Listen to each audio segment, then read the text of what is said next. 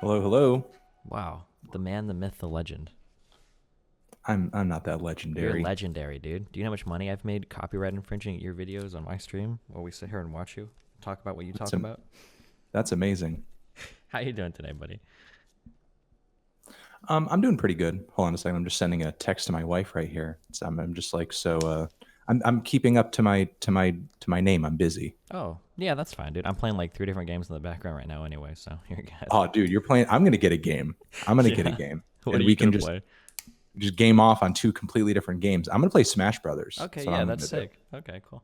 And then I can play Smash Brothers, and and I'll go, yeah, buddy, and you can go, yeah, buddy, Mm-hmm. Okay. and we'll just buddy it up. That sounds great for about an hour and a half. All Yeah. right. So we're gonna talk about we have an hour, I think, or so to talk about if death grips is really music. That was the conversation topic, I think, right? Was that the conversation topic? I also wanted to. I think that's a good conversation topic. I also wanted to. If you're not tired of talking about it at this point, I saw you went on a bit of an interesting tear about workers and CEO, worker pay ratios and so on and so forth. I thought that might be interesting to talk about, but maybe you're tired of it at this point. You let me know. No, I talk about this shit all the time, so I enjoy it. It's fun. Yeah, we can start wherever you want. What do you want to? What do you want to start with? Hey, Mm-hmm. so is that cool? I don't know. I didn't hear a response from you on that. Yeah, I said we can start with whatever you want to start with. Yeah. Okay, so is Death Grips really music? Let's No, go. let's. Do it. I don't want to do that one. Let's start with the worker one. Seems like an easier topic to handle. Okay. Yeah, I mean, I admit I haven't been watching everything that you've been saying on the topic Mm-hmm. over the past few days. I've sort of caught bits and pieces of it. Um, but I'm not going to tell you what you're arguing, but I'm going to say at least what it looks like to me from the outside. Mm-hmm. It would seem that maybe you're not completely against trying to give workers better pay in general, but maybe you're unhappy with the way that the conversation is often posed. And but off of that, it seems like we kind of get into the weeds in this weird anecdotal conversation based upon your personal experience as a manager about like whether or not workers are like stupid or too stupid to do this or too stupid to do that. And regardless of whether or not they are, that's kind of besides the point. It sort of seems like that's brought up in a way to delegitimize their legitimate wants for better pay, as if like they don't deserve better pay because they're just like dumb or whatever. Yeah. Okay. Yeah. Wow. That's. I think you. I think that take is pretty much on the point. It's a lot better than a lot of the other lefties that attack me over my Sure. takes. But yeah. Basically, I mean, it's pretty boring. Usually, when I bring someone on to talk about anything related to like a Twitter rampage about workers, we Mm. usually agree with like 95% of or more of like anything we could possibly say. I really, and maybe this is kind of like my projection a little bit. I've said a million times when I do debates online and everything, and when I do political content, I usually just like to like root out the most factual position, and I'm not as much a fan of like of the more emotionally compelling persuasive stuff because I feel like it gets a little bit dumb sometimes. And I've had like big riffs in my fan base over, for instance, like people will post like AOC clips like all day with her like giving a speech to Congress about how bad corporations are, and it just absolutely puts me to sleep. And I'm like, I don't, whatever. Or people saying things like, "Oh, CEOs make so much money," and it's like, okay, dude, like I don't know what we're supposed to do about that. Like I don't think, whatever. And it seems like people don't ever want to like. I don't know. I wish that the conversation sometimes were more focused on like policy points going forward, or things that we can actually improve rather than being in this weird territory where I'm not sure if you want to like reform the current system or literally enact a Maoist revolution and fucking eat all the capitalists. Like I can't tell half the time with the way that people talk online. Yeah.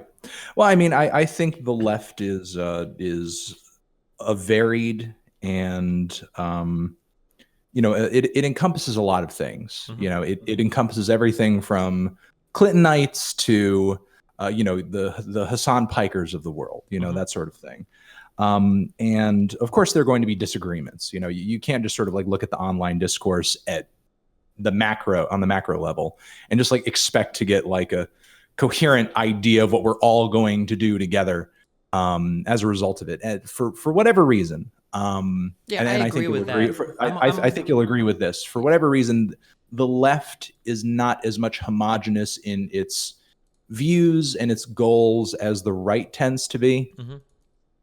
And I'm not exactly sure as to why that is. I mean, you could say, hey, sure, there are libertarians out there who want far different things from like the John Boltons of the world, but Mhm. even libertarians won't necessarily go to the mat to prevent a lot of what the John Boltons of the world are doing, just because so much of what the right is doing in general they do tend to favor. So that homogeneousness, I just don't see as much on the left. Maybe that's more my view because I'm watching and consuming more content on that side than the right, but it seems like there aren't as many ideological fractures on that side as you would see on the right. But I mean, it's not like AOC hasn't put forward, like some tax proposals and that sort of thing. And of course, the plan ultimately is not just to, excuse me, tax that money and then just have it sit in like some government coffer or something like that. The plan is to implement better social safety nets and programs of that sort so that people are having their health care taken care of. People Mhm. are getting a proper education. Our infrastructure is being properly funded and built.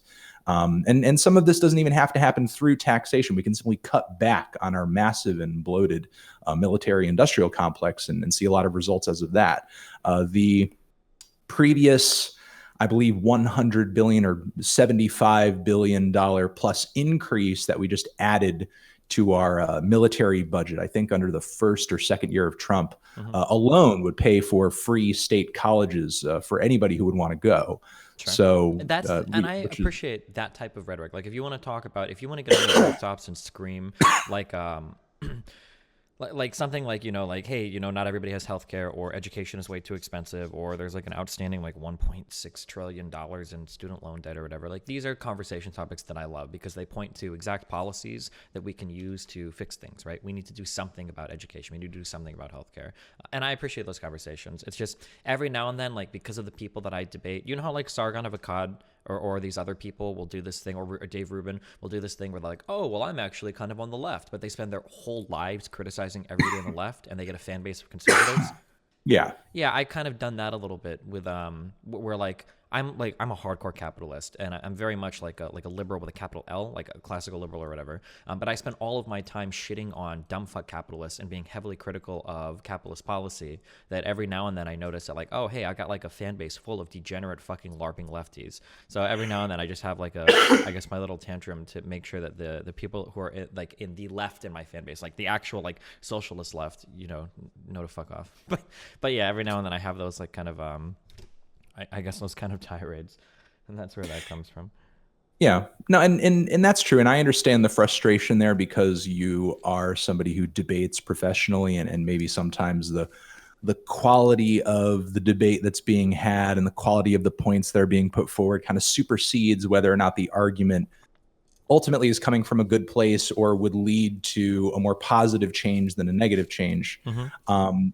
But also the response on your part doesn't exactly like foster that kind of conversation either. The whole workers are stupid and this, that, and the other thing. That and this sort of problem that we as a country and the left as well sort of find themselves in, where they know there's an issue, they know there's a problem, they can mostly see who's actually to blame for it, but maybe they don't have the education or the rhetoric or the logical experience to put those words and put those arguments out there in a way that is a bit more sensible or agreeable or something that would actually like sound proper and convincing on a debate stage. Sure. And the problem is that is more of a feature of our system currently, our education system, the way our society works. That's a feature more than it is a bug. People are not just stupid by accident. Yeah, of I course, mean, I you're agree. you're a father, and you understand that the intelligence of your children is maximized by what you put into them. Do you spend time talking to them? Do you spend time teaching them things? Do you engage with them? Do you speak to them like an adult? Sure, which is oftentimes a function Unfortunately, of your class, right? How much money you have, how much free time you have, whether your wife can stay at home or not. Yeah. sure, absolutely. Mm-hmm. So, the intelligence of workers, in that debate isn't necessarily like an interesting one to me because for a few different reasons. One, um, the intelligence of the workers doesn't ultimately matter when it comes to whether or not they should be paid properly. It's really more the quality of their labor. And I worked for 10 years in the restaurant industry before I was doing what I was doing here, doing everything from cooking to washing dishes. And, I think your average person would probably look at maybe the dishwasher job as the dumbest job in the whole restaurant and maybe the least significant. But, if I can tell you, there were some nights where the dishwasher had disappeared for the day, and that literally stops everything to a grinding halt because you don't have a plate to put the food on. So, Mm-hmm. as simple and as menial as that work is, it's really more the quality of the labor and the essentiality, if that's a word, it's probably not, of that labor that should dictate whether or not that person is paid a wage and paid a fair wage, not necessarily if they're smart. I mean, even let's say hypothetically, if every one of the workers was smart enough to put these arguments forward and smart enough to become a manager, even if everyone in the workforce was smart enough to be on that managerial level,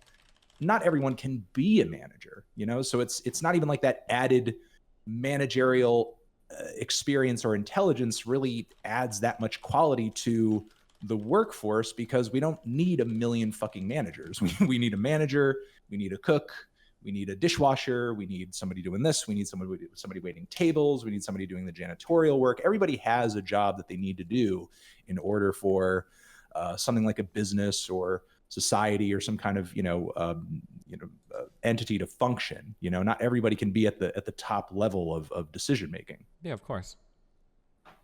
So I mean, hold on. There's a lot to respond to in here.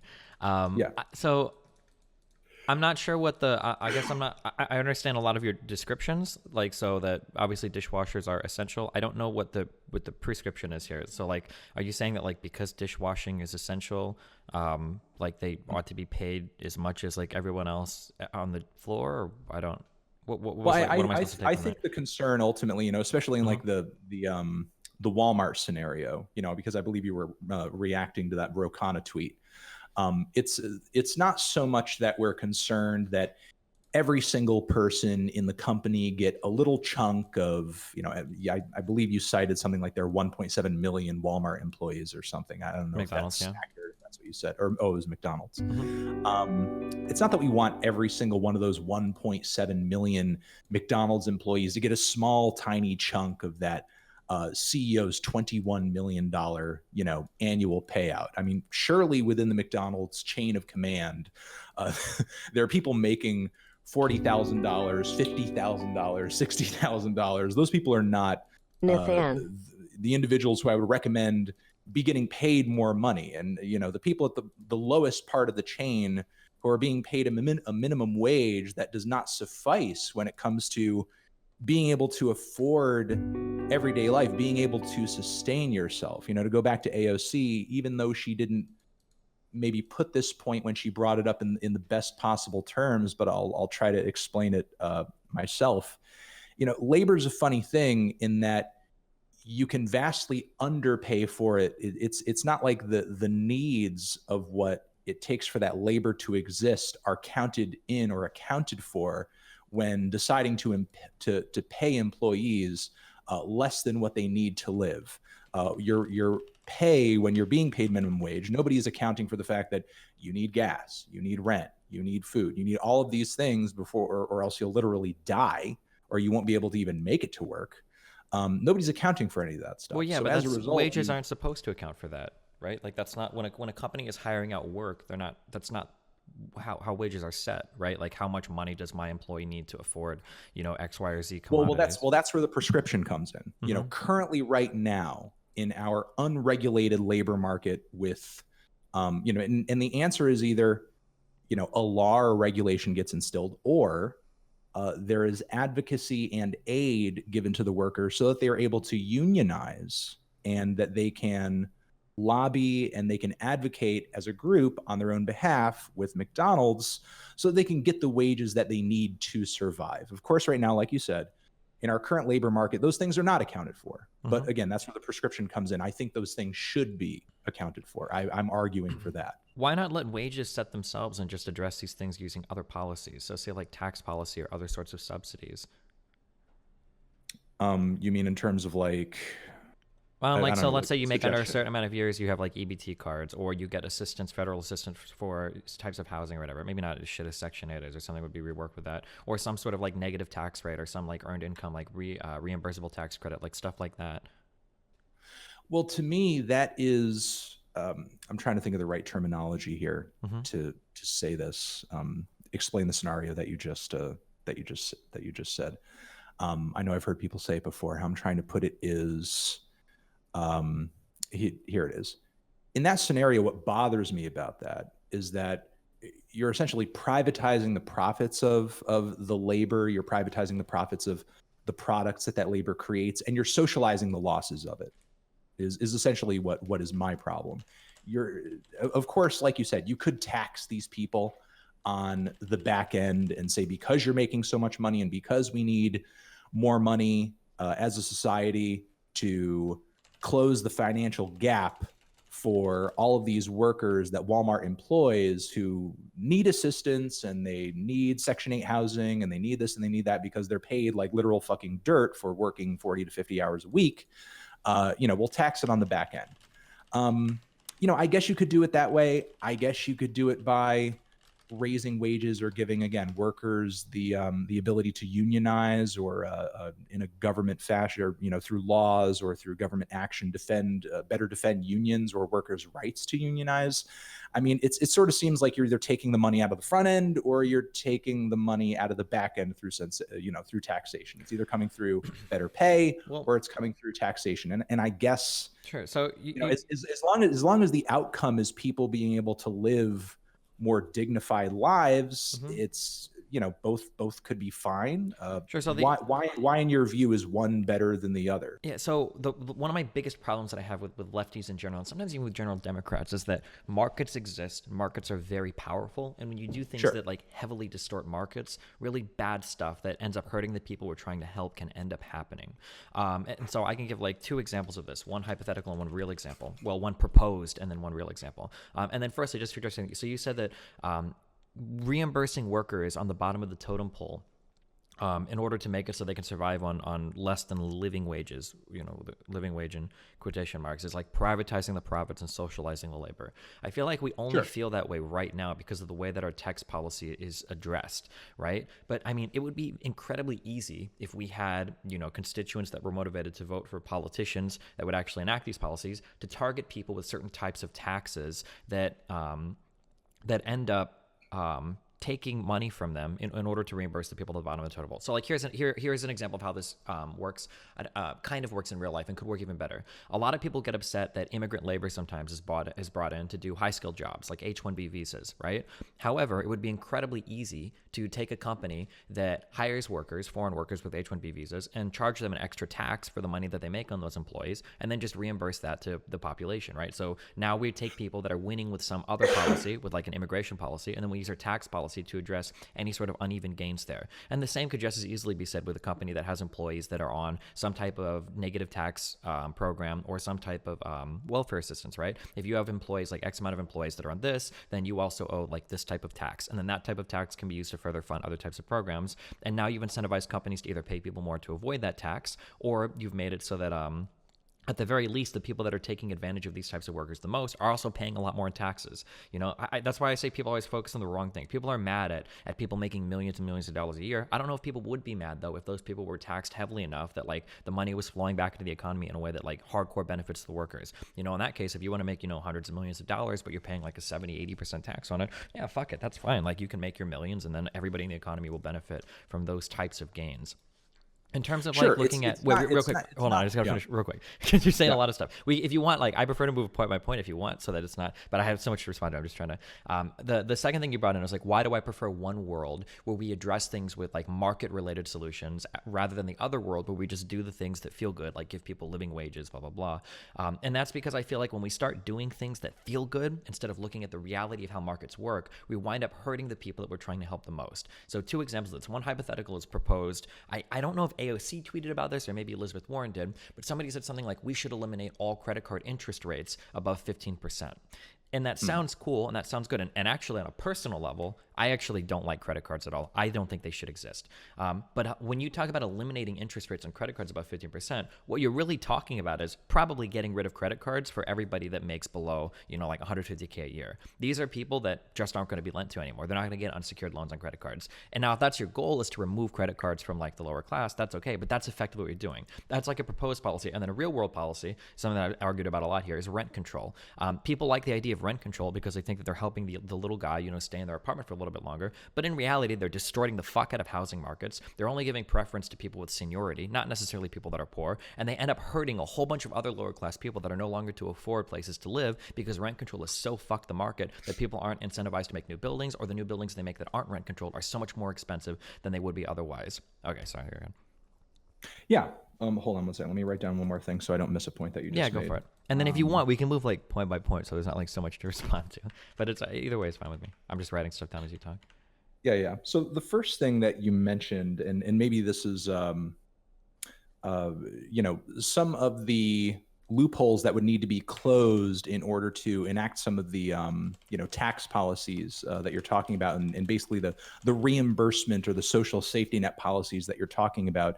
Again, this concern of privatizing the profits and socializing the losses can certainly put us in a downward spiral where we are just on this never ending, I want to say, treadmill, and not really moving forward or progressing, because at every moment where the worker may get ahead a little bit and be able to better afford their housing and so on and so forth, if we don't have proper regulations on what wages could or should be, prescriptive, government recommendations as to what wages should be, a wage floor, a minimum wage, we could find ourselves, especially considering inflation, in a situation where the government has to make up for that gap more and more and more, because corporations are in a position where they're just like, okay, well, I mean, as long as the government is going to make up for the fact that we're not paying our workers properly, we're just going to continue skirting that responsibility, because nobody is putting that responsibility on us,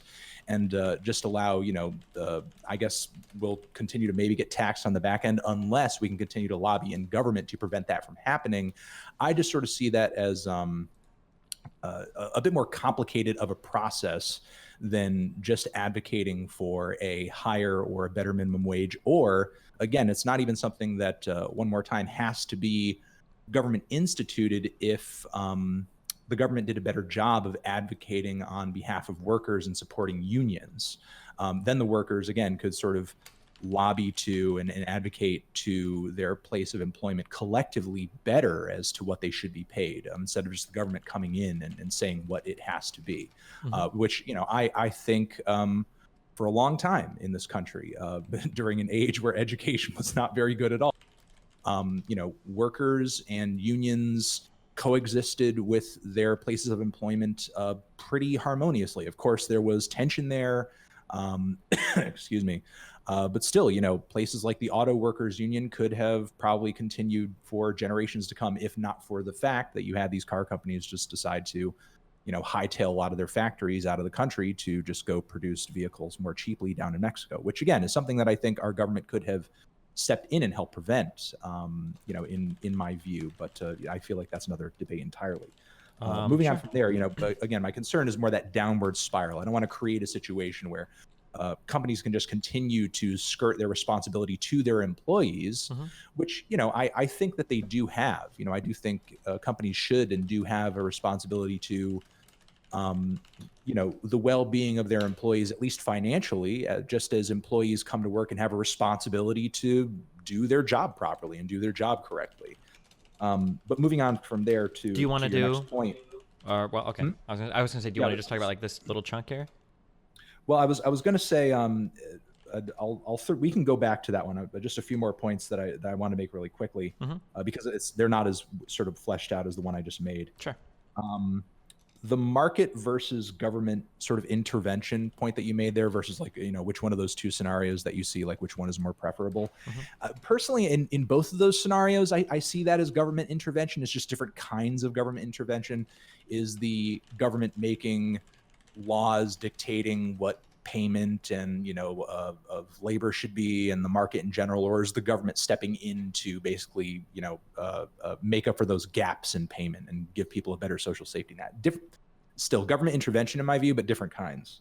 The credit cards, with the 15% cap, I'm not against that. And I sympathize with some of the points that you're making here, but I feel like in order to, fully comprehend this conversation, and it just may need to be saved for another time, we would have to understand what are the general profits of these credit card companies? How much would or could they profit off of a 15% cap? And, what are their profits now versus what they would be in another scenario? I feel like that's a whole nother conversation. And even if we do see a scenario where capping it at 15% puts these credit cards in a position where,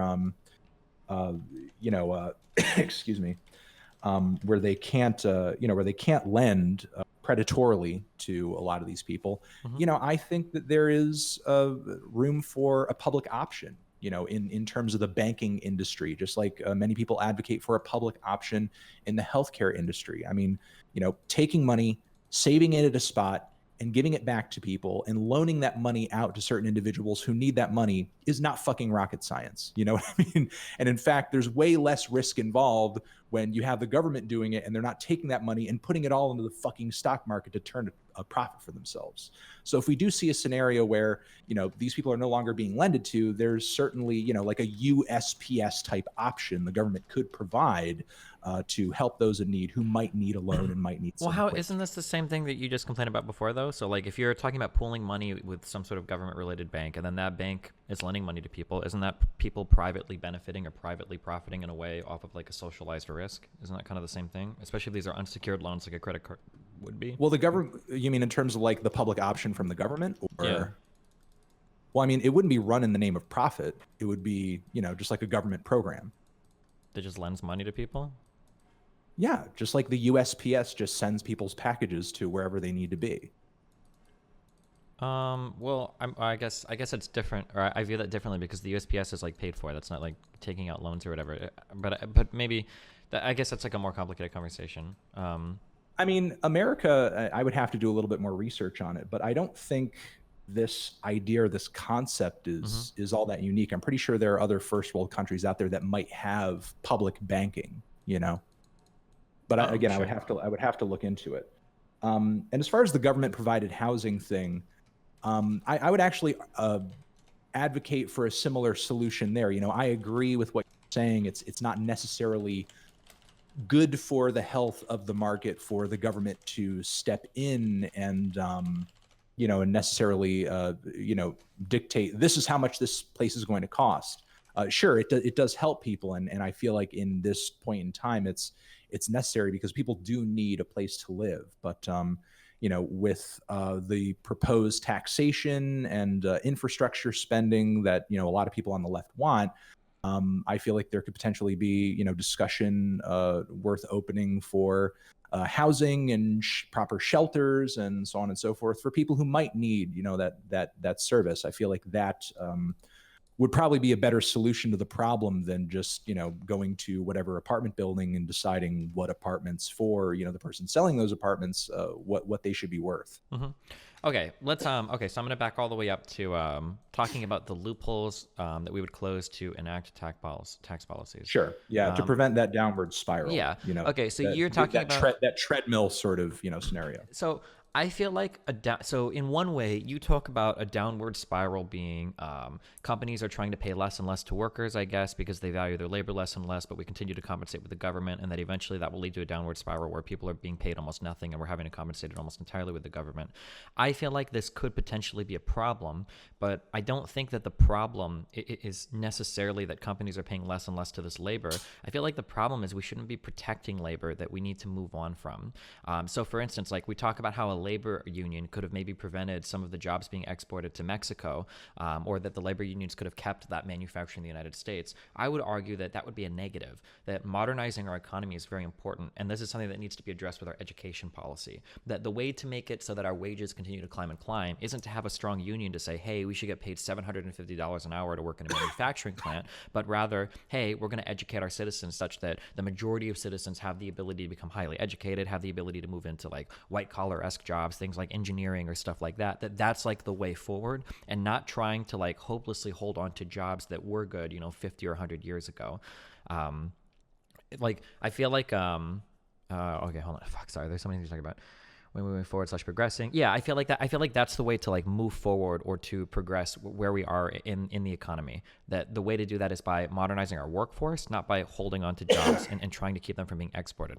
Also, things like when we talk about things like moving cars to Mexico, we always like, or it seems like people on the left only look at like one side of this problem. Like we'll always say something like, oh, I don't want to move the manufacturing to Mexico because some people in the U.S. are going to lose their jobs. Well, that's kind of true. The U.S. demand for cars is massive. And exporting a lot of those supply chains to Mexico has enabled like car manufacturers in the U.S. to actually meet that demand. Like had that not happened, like maybe a Honda Civic, that's probably not a good example because it's a foreign car, but some maybe like the F-150s, the Chevy Silverados, maybe these cars start costing, 50, 60, 70, $80,000 instead of $30 or $40,000 because it's all only made by U.S. labor that end up getting paid more, that ends up like not being able to take advantage of how cheaply like another country can make it, and now you just have less people with cars, or people that buy cars that now have a greater financial strain on themselves and can't afford anything else, right? And then other businesses suffer as a result of that. I really don't like the protectionist idea of, in order to protect a few jobs, we need to make the entire like market bear this brunt because some people are unable to modernize their labor. We need to make it so everybody has to suffer for it so that we can keep those jobs around indefinitely, especially when we're competing in a global market where other countries are educating their populations and other populations are becoming more and more capable of like working in the economy that we have in the world today. I think, yeah, okay, yeah, I think I'll focus on that. Oh, Yeah, well, it's not. sorry, Yeah, yeah, okay, yeah. Another small thing you said that like a job has a responsibility to their employees, like workers have a responsibility to their job.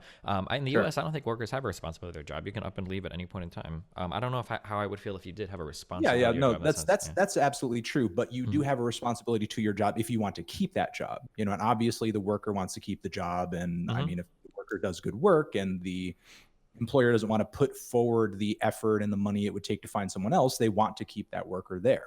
I mean, for example, I am, I run my own thing and I run my own website and Mhm. so on and so forth. And there are some people who work under me, and a friend of mine who does work for me full time, and he does, a lot of back end stuff for the website, and he looks at all my reviews and he makes sure I'm not making any mistakes or anything. I do pay him a full time wage, but he's hitting the age of 27 very soon, and that means that in order to keep him with me, I'm going to have to provide him health care because he's going to go find a full time job somewhere else where he does have health care if I don't provide that, because that's just the way our economy works over here.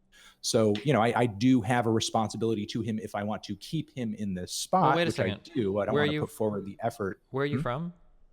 I'm from Connecticut. Oh, okay. You're in the U.S. Okay, wait. Yeah. So what you just described to me was like a free market transaction, like that seemed to be working, kind of. So like you Yeah, just told me that I'm like not saying and I'm not saying free market transactions don't work. I'm just advocating and I'm arguing that an employer has a responsibility to their workers, a worker has a responsibility to their employers, but Mhm. the thing is not every employer is taking that responsibility seriously. Not every employer is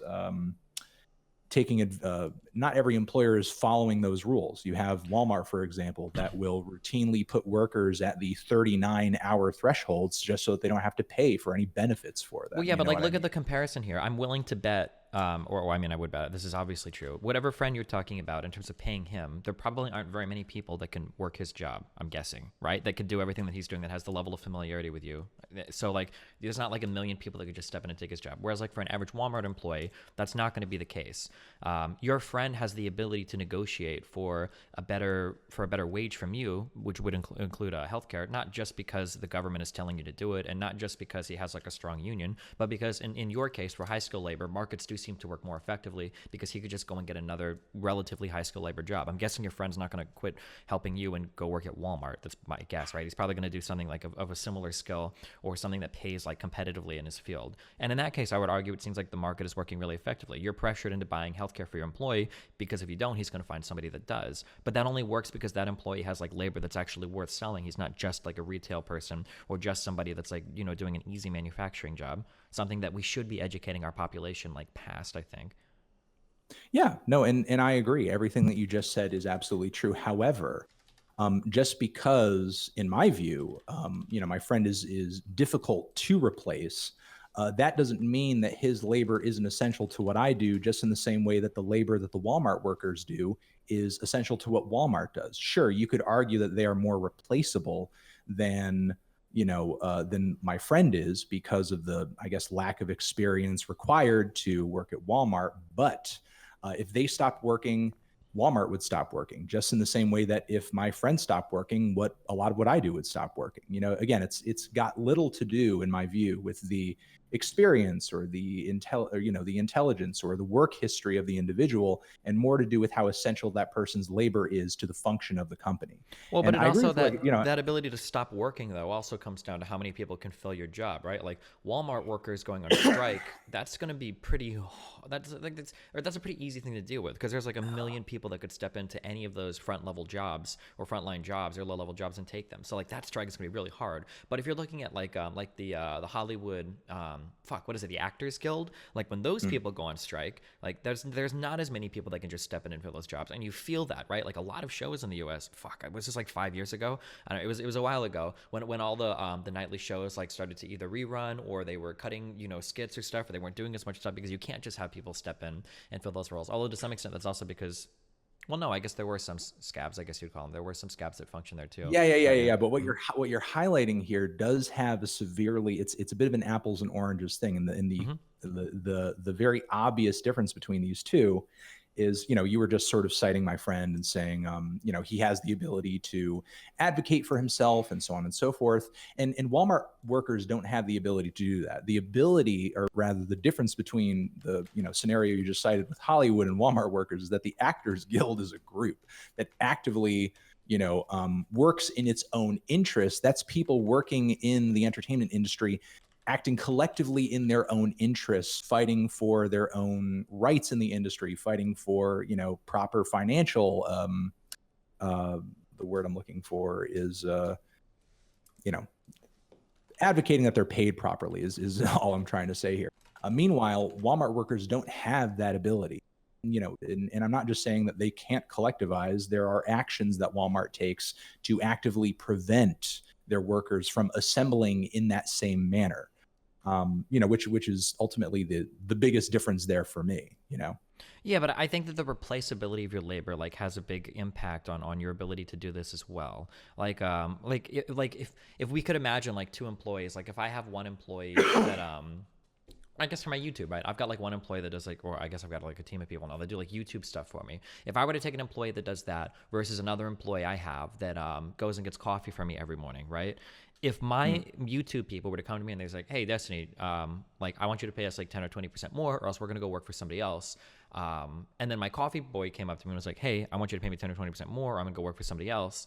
For my YouTube people, I would have to do like a lot of thinking here, and I might actually have to like, yeah, okay, yeah, I'll pay you more. Like that's fine.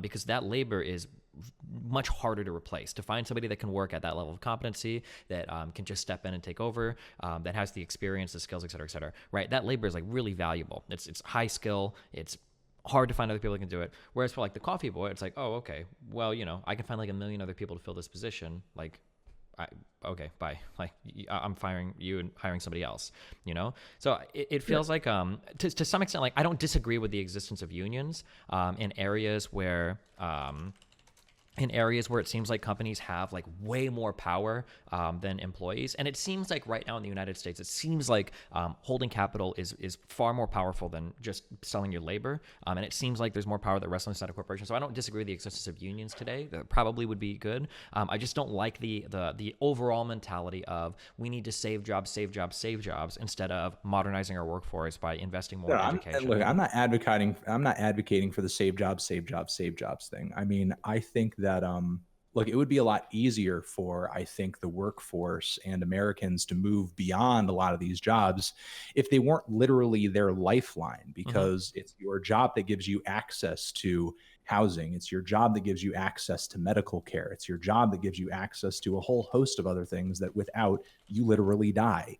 And the economy is so shit right now. It's difficult to replace those things. When I talk about, car companies moving, plants elsewhere and so on and so forth, it's not because I think that America really needs people to fucking, just like kick a can down an assembly line or some shit like that. That's not why I advocate for that. Mm-hmm. It's more the loss of those well-paying jobs and knowing the current shift of our economy, that those people are just going to go into much lower paying service jobs at Walmart, at Verizon, at Amazon, companies that currently are not proper. Well, actually, I do think Verizon does have some union organization within the company, but still, generally service-oriented jobs that are generally not unionized, and are and they're being employed by companies that are turning billion dollar profits and would have the ability to pay these people properly if they were given the ability to collectivize, if they were protected by their own government to collectivize, which they're not.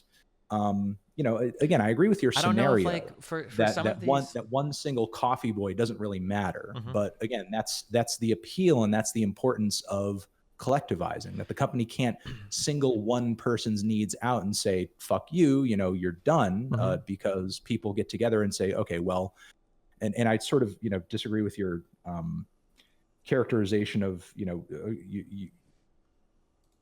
unions being important in scenarios where companies have a lot of power. You don't see Walmart as having sort of a lot of power over its employees, a lot of negative, coercive, influence over its employees. Or wait, what is your question there? Are you telling me I don't, or Um, are you asking me if I don't, or you don't? I'm asking you if you don't. I was sort of wondering if Walmart kind of applied to that scenario because you said you don't mind the idea Oh yeah, it seems. companies I have a guess lot like of influence, have a lot of power. yeah. So I guess like this is a very weak appeal, and there might be better evidence, but it seems like we're able to bump up our federal minimum wage over and over again by little amounts, Mm. and I don't.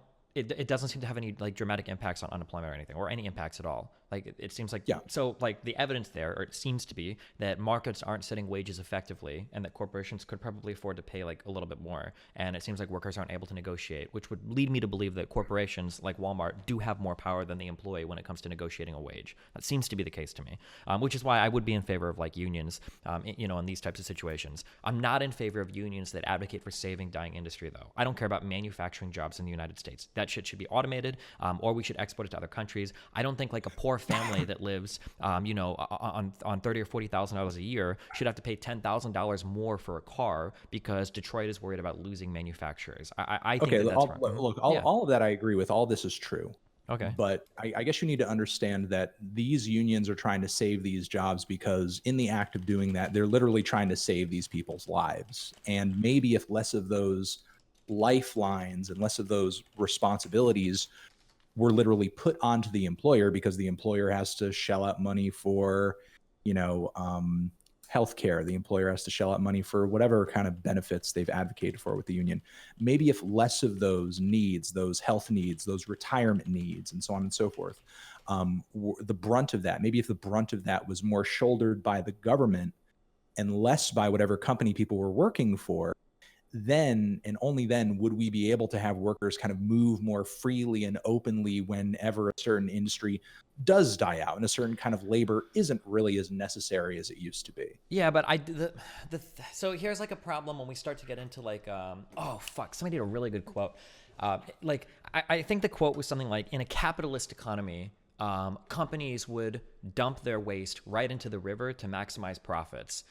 In a socialized economy, the workers would vote to dump their waste directly into the river to increase profits or to make their jobs easier. Like at the end of the day, like the incentives aren't really that much different. Maybe who makes the money is shuffled around a little bit, but I think that there are like very real fundamental problems that need to be solved that just leaving it up to certain people won't solve, that we need to address with totally different types of policy. So for instance, when we talk about like unionizing workers to save or to help with certain kinds of jobs, my worry would be that like if the unions were so powerful in certain areas that you would perpetually find yourselves being able to work jobs that we should probably not have in this economy anymore. Like would like the United Auto Workers really all come together in favor of modernizing the American workforce by saying something like, our jobs are kind of making things more expensive for every other US citizen. Our economy is becoming less competitive in the world. Maybe our jobs shouldn't exist anymore. Well, no, that's not going to be in the union's best interest, right? In that case, the worker is going to advocate in whatever way they could to keep their jobs rather than saying, like, hey, maybe we need to change the way education works so we can educate more people to be engineers to work the robots that man these plants.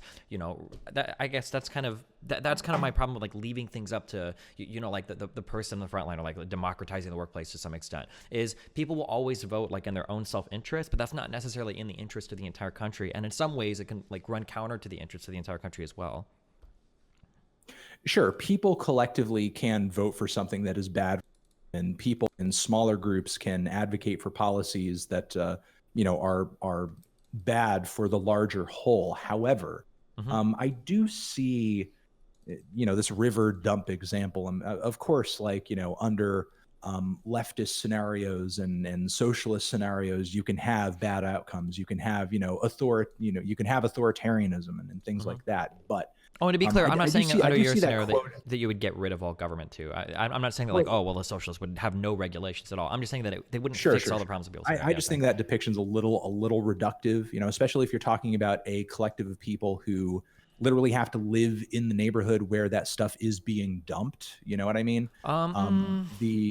The experience of the CEO that doesn't need to live with the effects of something like the Flint water crisis, for example, is very different than that of the people who actually have to bathe and drink that water, every day. Well, but the Flint water crisis, isn't the water there? Of course, it's like a different outcome, and I'm just using. But I'm it saying as like the water there is government ran, isn't it? Like it's a public municipality. No, it is. I'm just using it as a general example of pollution. I don't have one off the top of my head created by a corporation. I mean, we both know that there are examples of pollution that's affected small towns created by corporations. I guess we could use an example of like, let's say a pipeline burst or something like that. That's ruined a town or ruined the water, ruined the land, and so on and so forth. Again, I don't have like a scenario or an example. Oh yeah, no, I understand. An anecdote off the top of my head. But one of the things I'm looking at is like one of the problems with I'm not trying to. Okay, it feels like I'm trying to pin you to the wall on arguments you're not making. So I'm trying very carefully not to do this. The argument that I'm attacking right now, the general argument, backing up a little bit, is like if we socialize or democratize some workplaces, it will solve a whole bunch of problems. And I don't think those problems are necessarily solved. I think they can be solved under a socialist system or a capitalist one.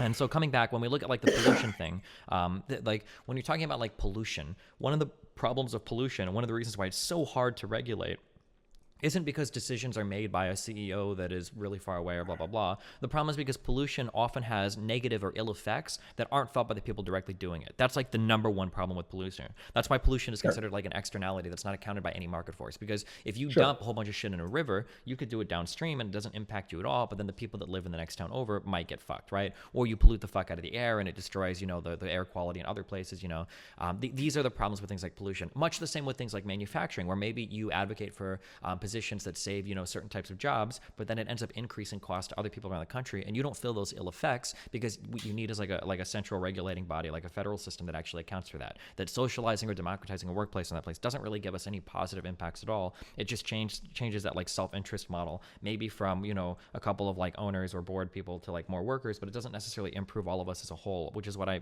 generally like to focus on, rather than just like certain sects, I guess, that kind of like advocate in their own self-interest. It was kind of messy. Yeah. Sure, I don't disagree with some of what you're saying here, and I'm not necessarily advocating for the socialization of all workplaces as a solution to our economic problems. I mean, I think, and I know that you've been talking about in the midst of these tirades because your fans have been hitting you with these scenarios about worker co-ops and so on and so forth. I'm fine generally with worker co-ops if it's something that you can afford to do, and it's something that collectively everyone consensually involves themselves in. I think it's fine. I don't necessarily think it's the silver bullet answer to every economic problem our society faces, but to sort of progress to a place where I think economically people who are on the lower, in the lower classes are not so much getting the shorter end of the stick. I do think our government does need to step in and advocate for workers to unionize, give them the ability to unionize, protect them, and give them the ability to do so. Because again, we're at a point where these companies are huge and they have a lot of influence and they have a lot of power. And each individual person who is literally nothing. And look, even in scenarios where you have people who do have pretty highly specialized jobs. I mean, we could use examples of engineers working for multi-billion-dollar corporations. If one engineer flies out the fucking window, what does it fucking matter? There are hundreds of other engineers to pick from who will most likely work for whatever six-figure salary you throw at them. To sort of talk about once more the Writers Guild. I feel like that scenario, you could easily replace a lot of those people as well, because I mean, those writers' rooms are not gigantic. We're not I talking about a don't. company of like, wait, hold on. We're not talking about a company of 1.7 million people here. Mhm. We're talking about very small writers' rooms that are packed with people that, I mean, look, there are a lot of people out there in the entertainment industry. You can go to LA and see them walking up and down the street and fucking, bussing tables at coffee shops, who would kill to be in those fucking rooms because they're writing their own scripts and they're fighting their own way into the industry. Just because they would kill to be in those rooms doesn't mean they're like qualified to be in those rooms, though. And I don't agree. I feel like it's a little, not like saying this like really rudely, but like a little weaselly to compare like an engineer saying, well, that anyone could pay them anything in the same way that a retail worker could. That's not true at all. Like engineers, the way that you apply for an engineering job is going to be way different than the way that you apply for a retail job. When you're looking at retail jobs, you pretty much take what you can get, right? You're looking at places that are kind of close to home that would fall within where your transport can take you, and then that's kind of it. For engineers, you put in applications across different companies. You can have companies bid against each other for you, and these aren't even for six-figure jobs. Like my ex did this even for a job that paid less than six figures, where she could like say like, hey, I'm being paid this from this company and these people are offering me this, can you guys offer me more here, can I get like an upfront bonus, can I get blah blah blah, right? Like these are things that engineers are able to do because they have their labor is worth so much more than like a retail worker. I don't think that an engineer has the same ability to sell or compete with their labor as a retail worker does. I think that the companies owe a little bit more to those people just by virtue of the skill set they have. Oh, sure. They definitely owe, more to those people. I'm not paid as much as a retail worker or anything like that. I'm just saying that it's not like just because you've gotten a certain level of education or that your labor or your specialty is specialized to the point where only so many people understand it, that you aren't replaceable. You know what I mean? It's more the replaceability factor that I'm having an issue with, because to me it doesn't necessarily um, ring to me as all that significant, again, when it comes to whether or not your employer has an obligation to you, just like you have an obligation to your employer to do the work that you're supposed to do. Yeah, but that's just sort of my perspective on it, which we may just be kind of at an impasse here. Mm-hmm. And again, I think some of the solutions here, again, I think come through unions. And as you were saying, I think there's definitely a need for us to progress our economy forward and not just sort of be trying to hold on to these specializations and these jobs that aren't as necessary as they used to be. And there are people like AOC, again, who I'll bring up, who in her Green New Deal have advocated for transitional pay and transitional education for people who find themselves in the coal industry as we phase these jobs out. Mm-hmm. Unfortunately, and I think there are a lot of people who are waiting for this, but these re-education and retraining solutions, I don't think are going to come through the market, because unfortunately, for the people who are at the top, for the people who grease the wheels of power with their special interest money, especially things like oil companies, especially things like the insurance industry, Mm-hmm. it's more profitable for them for things to stay as is, And while again, I do advocate for unions, but I even think unions in and of themselves are not, again, a silver bullet. Mm-hmm. But still, in the midst of that transition to that point where our populace is re-educated, they're working more modern jobs and so on and so forth, people still got to live. People still got to afford their place to work.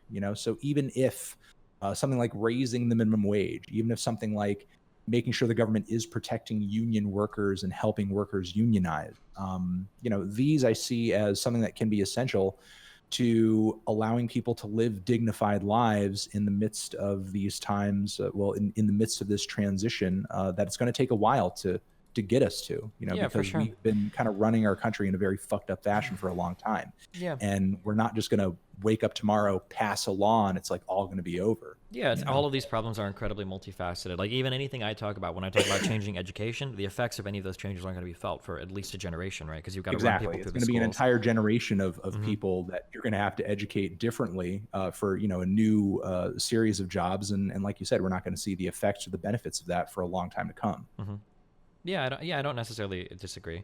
I think I think we have a few disagreements on like where the responsibility lies. I guess for me, I don't feel like companies are responsible at all to like making sure people are healthy, blah blah blah blah blah. All a company should be responsible for is like selling a product and then doing it in, I guess, whatever way, either makes its board of investors money or sells a product to a consumer. Like that's their responsibility, and that the responsibility for like taking care of people and making sure we have healthcare and people are happy and healthy, et cetera, that should fall on government. I guess that's kind of the way that I look at it. I mean, it seems like at the end of the day, you feel like companies should be forced to kind of shoulder that burden or share that responsibility. That's kind of like our principal disagreement, right? Well, not the health or anything like that. You know, Mm-hmm. I think that's a burden the government should be shouldering. I don't think Amazon or any company should be in the business of, hey, here's the insurance we're offering you, or hey, we're going to switch your insurance, and da da da da da. Mm-hmm. You know, that's something that should be the government's responsibility. I think that companies, through local regulation, should certainly have a responsibility to not ruin the place where they exist. I think that's one major responsibility. And I think the other major responsibility, and I advocate for that responsibility because, obviously, without wherever the company is living or, headquartered, they wouldn't even exist. Of course, they can move to another location, but no company can just move from location to location to location forever. They need to put roots down somewhere. Mm-hmm. And then the other thing that I think they have responsibility for is just to give their workers pay that they can exist on. Is really the second responsibility. I think those should be the two major responsibilities of probably any corporation. Hmm. Okay. And, Yeah, I mean, and I I think, understand your point. and of course, like without any rules, these companies are not going to live up to those are not going to live up to those responsibilities. They need to be instilled, into them through, whatever local government they coexist with, and, whatever union that workers, communicate to their company through, Mm-hmm. I would say another example, and maybe, you don't think this applies so much because of how specialized the work I do or somebody else is, but, on YouTube, while, this isn't a one-to-one, comparison, but on YouTube, you do have people who function within these multi-channel networks. And, you do have channels. I've certainly been in this position before where, for whatever ridiculous reason, a channel that I had started was, getting taken down and shut down, my Fantano channel, where I just kind of like talk about, music news and stuff. And if it wasn't for the fact that I was a part of an MCN, I would have literally had no direct connection, line to YouTube to tell them what's happening, what's going on, and that I need help. They advocated on my behalf to get my channel back up and get that done. And I think workers who work at Walmart or workers who work at AT&T and Verizon need that themselves. You can't talk to management on your own just as a single person and advocate for your own needs and so on and so forth, because it's a big company. It's a huge workforce. You're going to be lost in the sea, which is why I think it's important for unions to do that on their behalf, just groups of people working collectivizing so that they can have their needs and have their problems heard by the people who employ them. Yeah, I don't necessarily disagree. Yeah, like I said earlier, it seems like right now corporations have more powerful, have more power than the normal employee does to advocate on their behalf rather than the employee. Does. And I do see your concerns about, unions keeping jobs here. They're trying to maintain jobs that we don't need. Mm-hmm. We shouldn't need.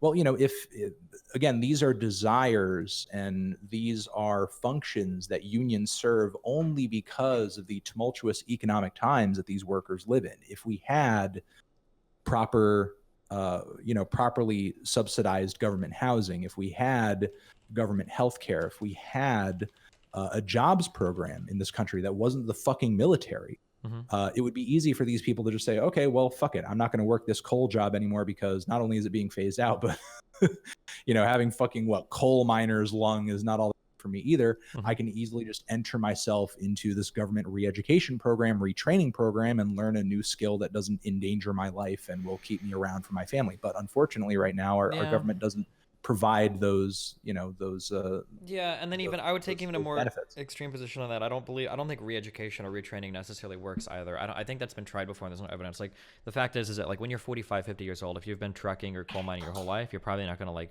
learn to be a computer programmer. You would probably just put these people on like a UBI or something, like some sort of basic income, and then phase the jobs out or something like that. But I mean, I think for the most part, I think we agree with the end results. I just see getting there to be like a much different way, I think. Yeah, honestly, I don't even think we disagree too far on the on a lot of the prescriptive stuff. It's it's more of I'm trying to analyze a lot of what we're talking about on more of a macro level. It's like I Mm-hmm. see your concerns with a lot of these things that I've advocated for not being perfect solutions, or possibly creating some negative or some gray areas within the market. But in my view, a lot of this stuff is uh, just kind of supplemental to bring us to a point where we can instill some of that re-education that you're talking about, where we can build a better and a smarter workforce for the future. And once more, I think these solutions are going to come not only as a result of government action, but they're going to come from the left. They're not going to come from the Republican wing. They're not going to come from the Donald Trump wing. I know you don't think that, but I think Yeah, it's worth. absolutely I think it's nothing of worth value stating. is going to come It's worth from those stating, going. especially in an age of Dave Rubins who are like, I'm a part of a new center, Yeah. and it's like all you're really doing is just like pandering to right wing talking points and so on and so forth. But Mm-hmm. I think that was a pretty fruitful conversation. Thanks for having me. Yeah, no problem. And I hope you have a good rest of your day. I hope I didn't keep you from whatever game you were playing the whole time too much.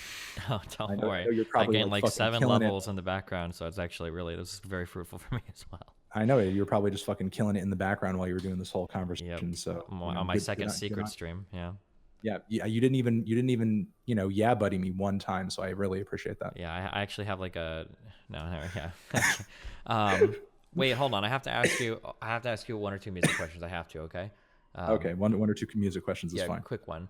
Um, Yeah. okay, chat, go, because my chat's gonna fucking read like a motherfucker. Why did you? Okay, no, I'm not asking this. We're not gonna disagree on death grips, guys. Fuck out of here.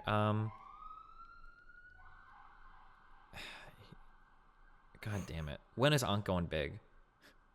When is what going big? When is Ankh going big? Uncle Adams. That's my man. That's my boy right now. Oh, like when's he gonna blow up? Yeah. Um,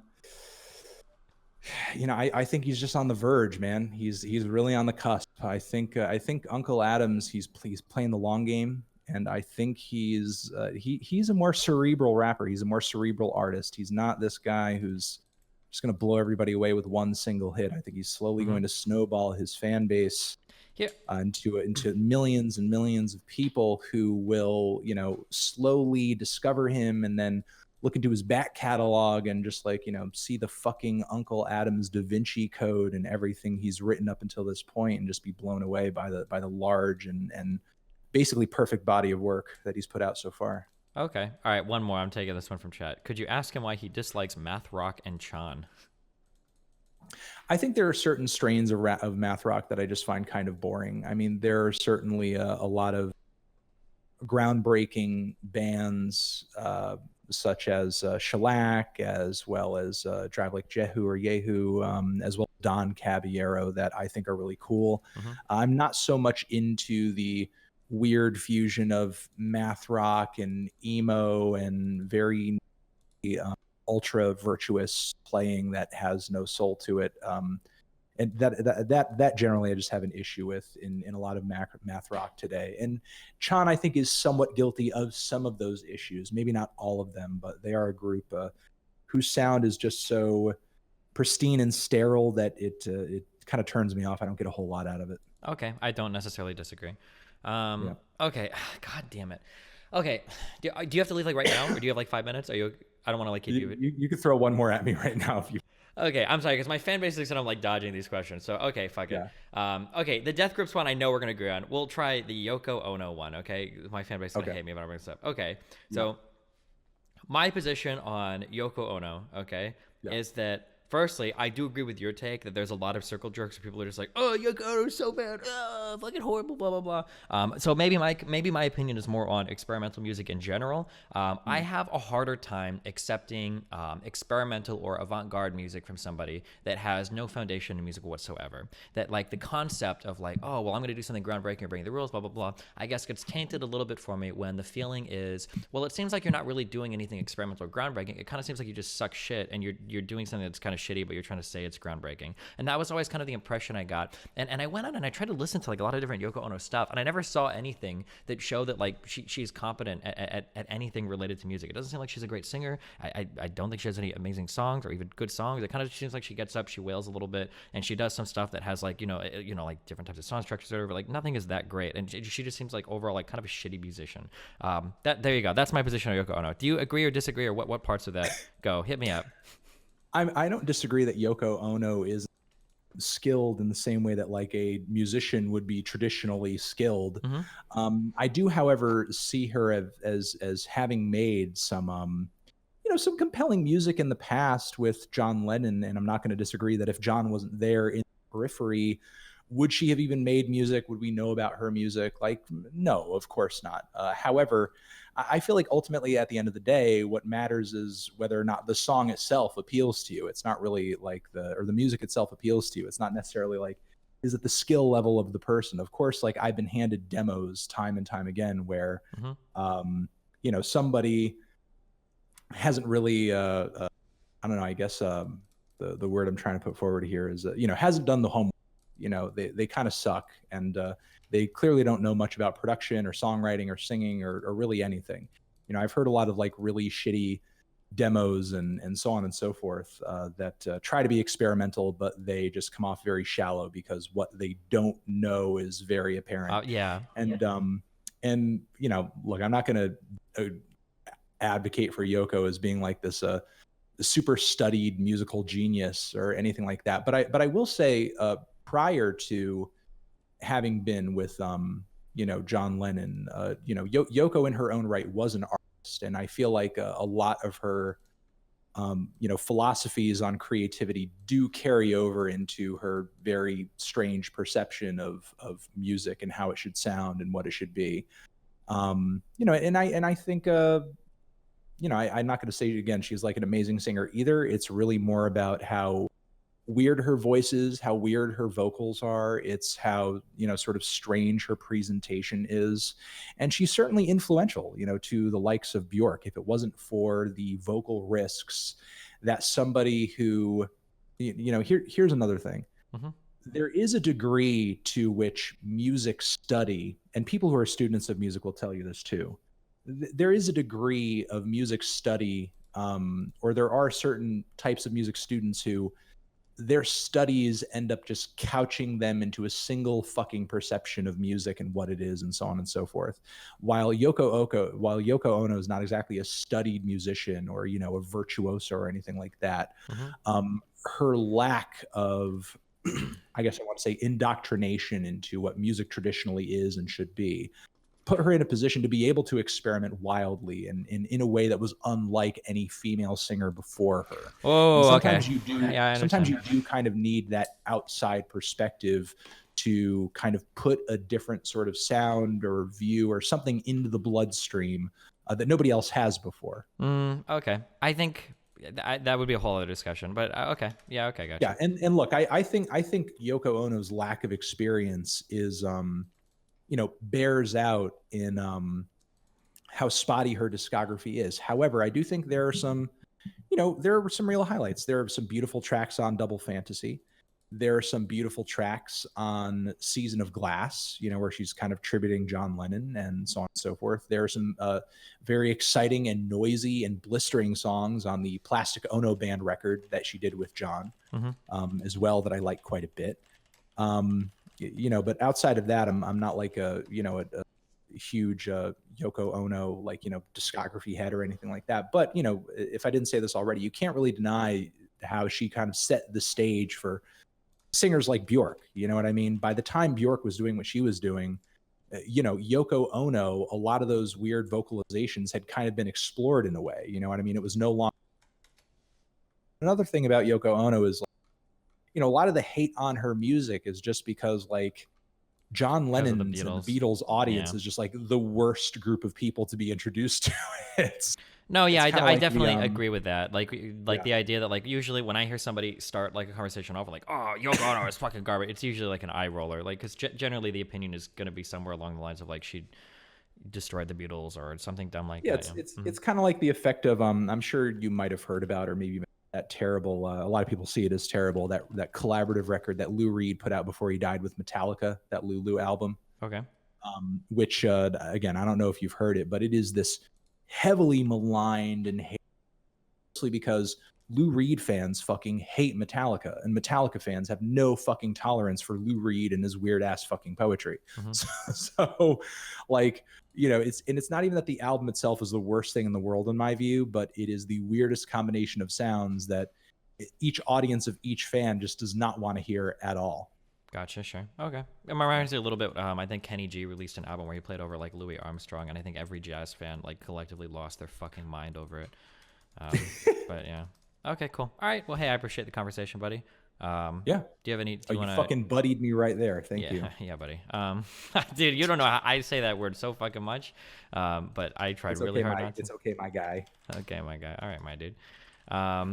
This has been Anthony. What's your name? Anthony The Needle Fantano, Dropper? internet's busiest music nerd, the Needle Drop. Subscribe to me on YouTube, motherfucker. Woo! Thanks for the convo. Bye. Yep, bye. The filter, because free videos will be trash, literally. Yeah. People will just donate a fuck ton of dumb shit all day. Yeah.